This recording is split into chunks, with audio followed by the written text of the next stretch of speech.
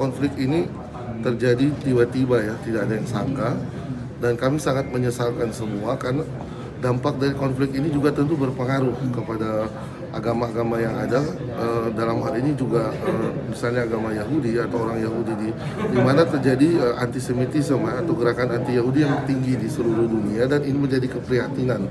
Karena apa yang terjadi di Timur Tengah itu akan berpengaruh kepada komunitas Yahudi di seluruh dunia. Makanya kami memberanikan diri speak up untuk hentikan perang ini. Supaya ini juga menyangkut keselamatan orang-orang Yahudi yang ada di luar Israel dalam hal ini misalnya.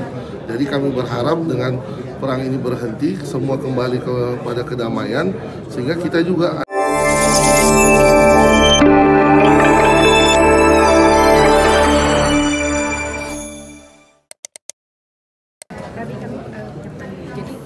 setiap peperangan itu kan bagaimanapun tetap dilatar belakangi oleh narasi keagamaan tertentu yang melegitimasi suatu peperangan antara bangsa-bangsa.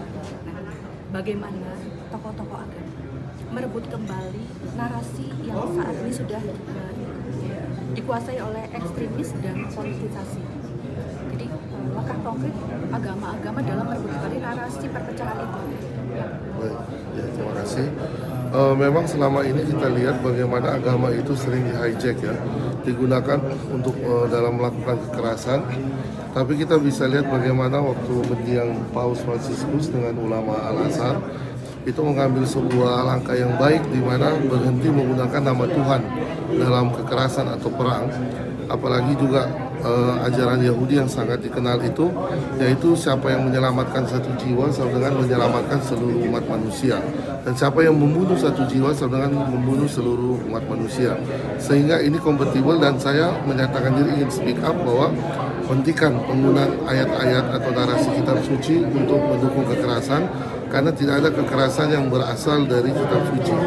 Itu semua hanya dilakukan sebagai pembenaran dan sebagai ego dari para pemimpin, yang mana sebenarnya kita ingin mempunyai suatu mewujudkan perdamaian bagi seluruh dunia.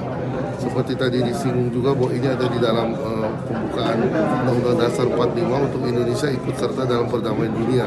Sehingga tokoh-tokoh agama perlu tampil speak up, karena belakangan ini kalau tidak siapa lagi akan membela kesucian dari kitab suci kita masing-masing gitu. Pak Eko mana melihat nanti seberapa besar harapan agama untuk bisa berdampak dalam menyuarakan perdamaian antara agama-agama dan bangsa? Agama itu tadi kan saya bilang sempat di-hijack ya. Jadi sekarang kita harus berani muncul, kembalikan agama pada fungsinya, yaitu agama mengatasi kekacauan dengan asal kata dan agama itu. Nah, kita kembalikan, kita gunakan, kita murnikan lagi agama itu untuk menjadikan patokan sebagai kita mendekatkan diri kepada Sang Pencipta. Dan itu adalah ajaran di setiap masing-masing agama. Saya yakin bukan hanya agama Abramaik, tapi seluruh agama juga mengajarkan kebaikan. Tidak ada agama yang mengajarkan kejahatan. Kalau kita tidak speak up, siapa lagi? Lama-lama agama ini akan dimusuhi oleh kalangan manusia pada umumnya. Mereka akan melihat agama ini sebagai sarana untuk melakukan kekerasan, dan ini suatu hal yang tidak benar. Makanya harus kita, para tokoh agama harus bersatu padu melawan narasi ini. Tipe yang Anda melihat konflik ini akankah nanti ada diplomasi atau jalan damai, ataukah konflik ini semakin tidak terhindarkan?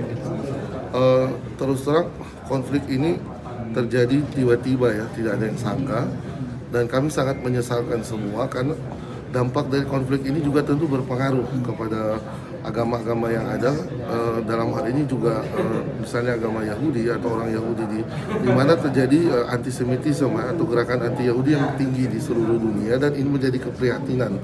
Karena apa yang terjadi di Timur Tengah itu akan berpengaruh kepada komunitas Yahudi di seluruh dunia. Makanya kami memberanikan diri speak up untuk hentikan perang ini, supaya ini juga menyangkut keselamatan orang-orang Yahudi yang ada di luar Israel dalam hal ini misalnya. Jadi kami berharap dengan perang ini berhenti, semua kembali kepada kedamaian, sehingga kita juga antar umat beragama dimanapun bisa bekerja dengan baik. Tidak ada lagi kecurigaan atau emosi satu sama lain.